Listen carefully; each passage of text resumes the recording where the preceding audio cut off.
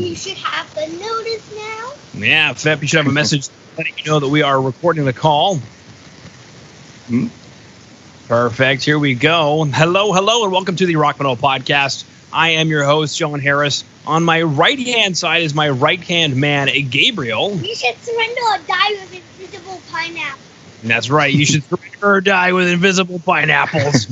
Today on the Rock Metal Podcast, we have Calarook, who has a new album called Surrender or Die, which is released on September 11th. Right now, I'm being joined by Fip to share some more information about what the band has been up to during this time, as well as what some of their tracks are about, which I believe is pillaging. And Fip, welcome to the show. Ahoy, ye people from Canada, and also ye mooses from Canada. Oh, hi, matey, ahoy. My favorite movies are always the ones rated R. Yeah, those are the best movies. A lot of blood. Well, I just wanted to commend you for, you initially you said you were nervous about doing an interview in English, and here you are with a pirate accent in English, so that's fantastic. Yeah. Normally I don't speak this way in the pirate accent, but I saw it as a welcome greeting. It could fit. It totally could fit. Now, let's talk about Surrender or Die, because it's a title track. It has a music video. It looks like you guys are in the studio, and also as well, it's the name of the album. And if I have this correct, it's also the debut album for the band. Yeah, that's our first album we have recorded. We founded the band in 2014, and then I joined the band a bit later. That was in the end of 2015, and then we started to writing songs. And Surrender or Die, that was one of the last songs we wrote for this album. So it wasn't clear from the beginning how to call this album. We just wrote songs and then decided how we could, what could be the name of the album. And so Surrender or Die, that could be a cool name for the first album we will release. Yeah, it is a cool name. Now, I guess that answers my next question, because I was going to ask, is this song kind of like the entrance into what the entire album is about, or is it just one of those cases of, hey, that's a cool name to call an album? No, it's also how can you say it? It's one of the main tracks of the album. That's also why we made a music video out of it. And also the idea for the music video was really spontaneous, because the original idea was to just make a making-of movie of our time in the studio. And then we thought, when our friend was here in the studio for filming, why not just make also a music video? When we have a camera here and everyone is playing this song, so just film the crew, the band, while playing the song, and make a nice music video out of it. Yeah. Yeah, no, I completely agree. There's definitely some really interesting things as far as studio stuff is concerned going on in the video, and I know sometimes we have some nerdy geeks who are listening in, and one of the first things that I wanted to talk about was you guys could have easily, in 2020 or 2019, whenever it was you guys were recording it, easily have not used a real violin, and we would never have known. But it looks like you guys are using a real violin, so I just wanted to get in on that. What was the question again? The last sentence? Tell us about using a real violin for the record instead of, a synthesizer or a sample. No, that was quite a real violin.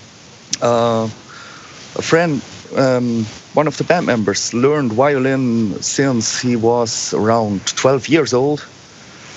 And a few years later, about 16, he came into metal and then started to play violin to metal songs. So it was the best idea we ever had to use a actual real violin instead of a synthesizer or keyboard, because that makes it a bit special.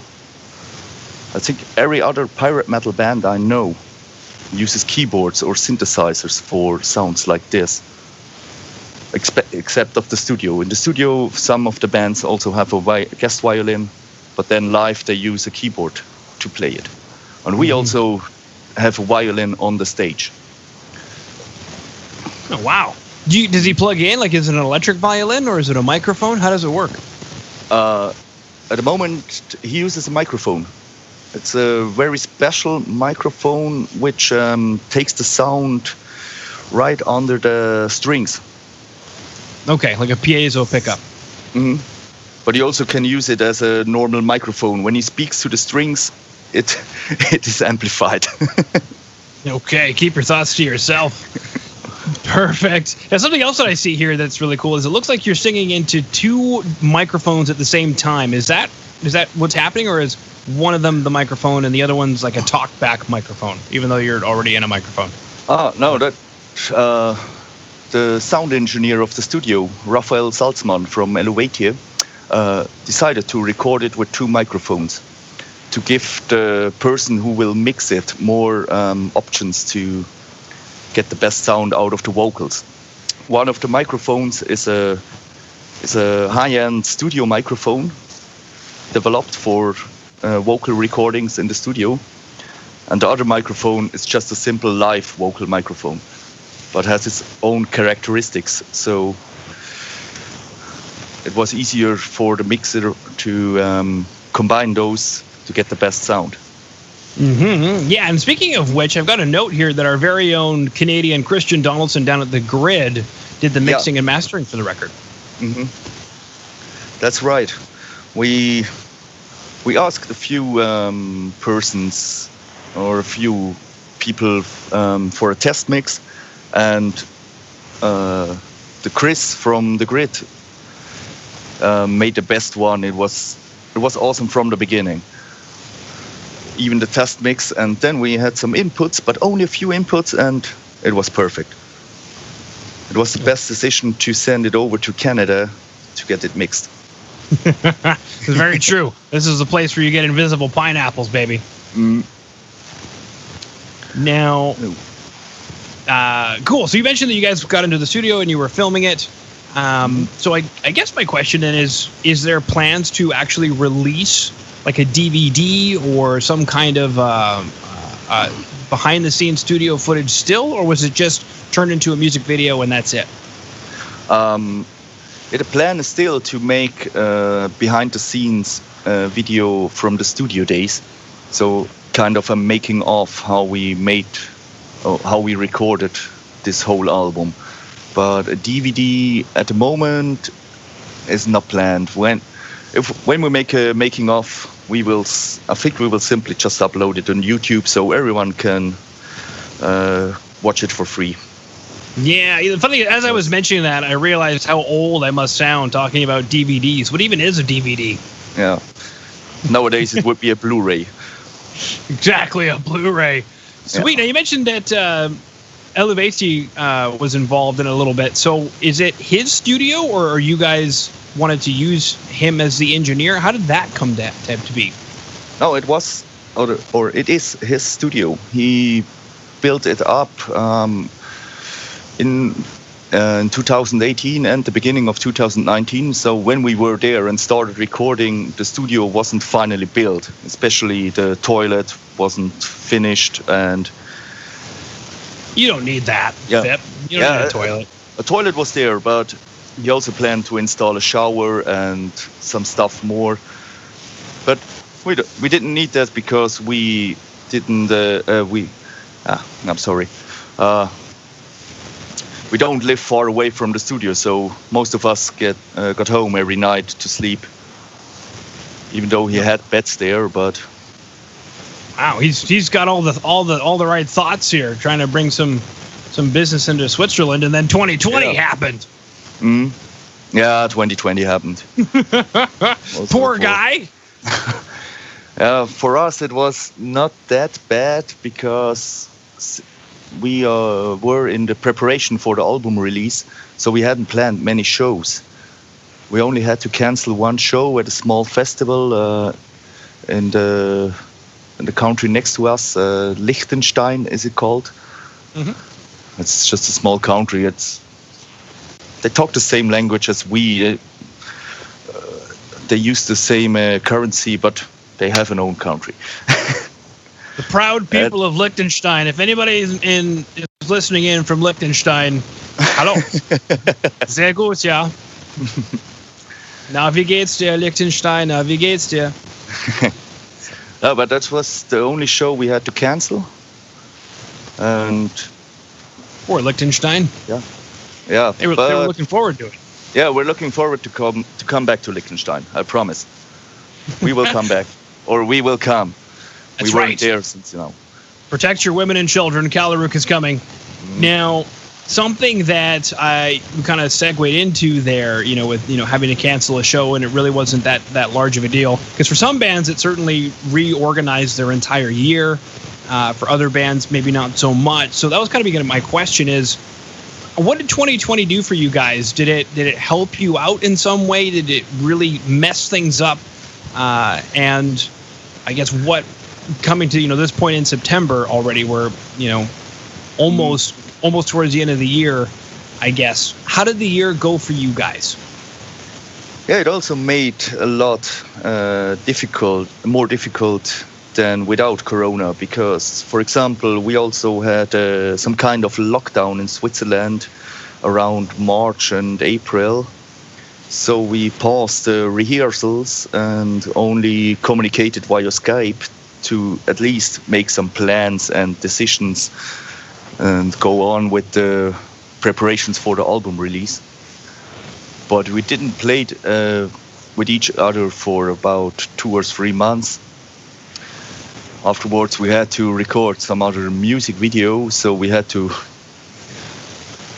practice a bit again. And also now our release show on the 19th of September. It was really difficult to plan all this, because we also invited a band from Spain, which are some friends of us. And in the meantime, the Swiss government decided to have some quarantine. How is it called in English? Quarantine restrictions for Spain.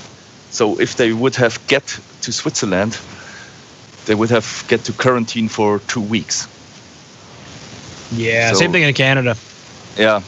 So no way to get them to the show. We had to cancel the show of them and book some band from Switzerland instead. And also had some restrictions concerning the people attending the show. It was reduced to 100 people in the hall completely. So we only had 80 guests, because you also have to count the band, you have to count the bar, the technicians and everything. Yeah, does everybody have to wear masks and carry hand sanitizer and socially distance? Like, does the crowd have to stand 2 meters apart?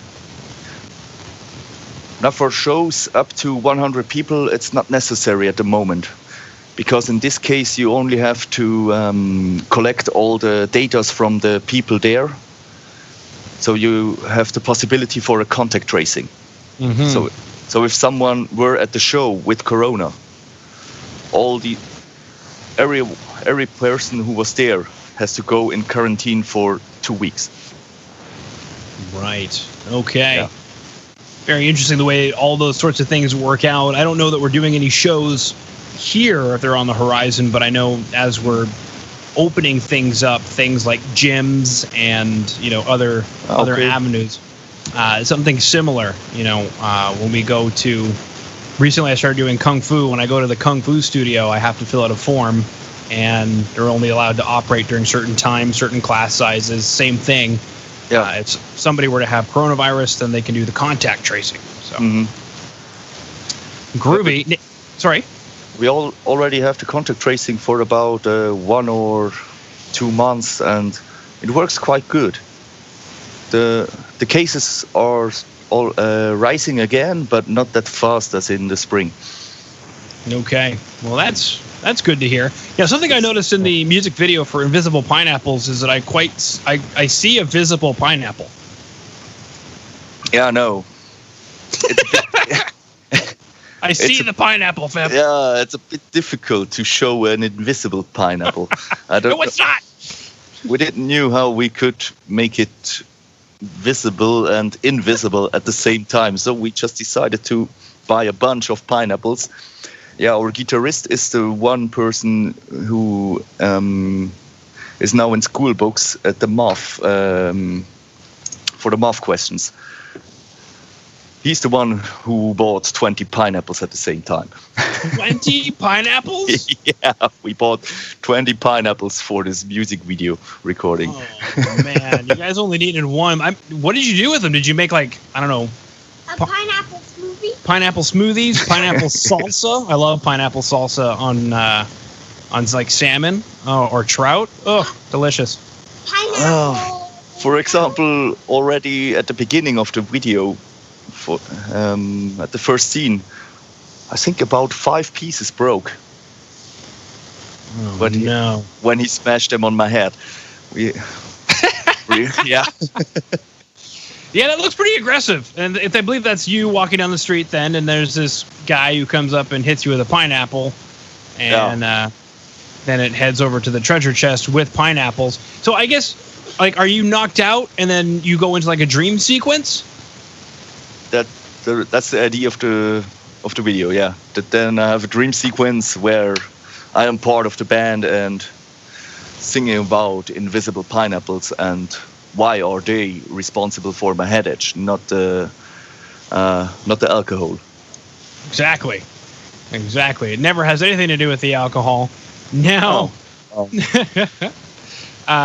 speaking of the album, 16 songs. This is crazy. I mean, you guys could have, and they're all, what I can tell, full-length songs, anywhere from 2 to upwards of almost 6 minutes on Into the Storm is over 7 minutes long. Yeah. Why so many songs? You guys could have broken this up into 2 maybe smaller albums or maybe even like 4 EPs. I mean, there's so many options, but I mean, why a 16-track album? Yeah, we were in the band room when we started planning the recording of the album. And then the question came up, which songs do we record for the album? And then I think it was the drummer just said, why not all? Why not all songs we already have written? We thought, yeah, why not? Because then when our release album is that big, we already have 16 songs for the fans.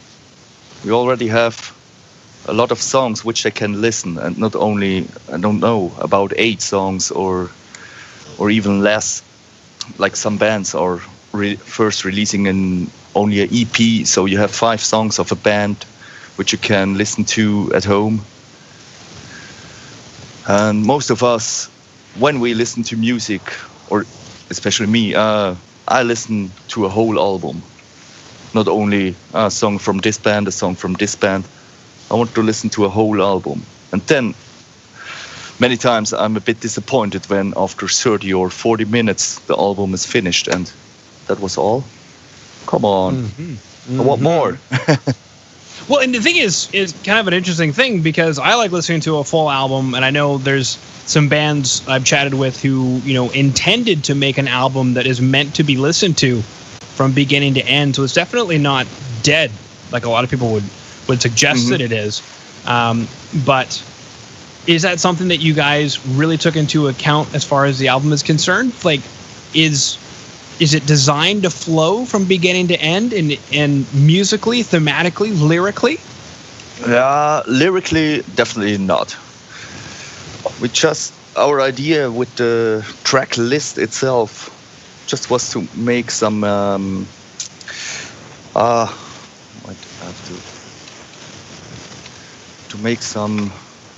God damn it, I forgot the word for it.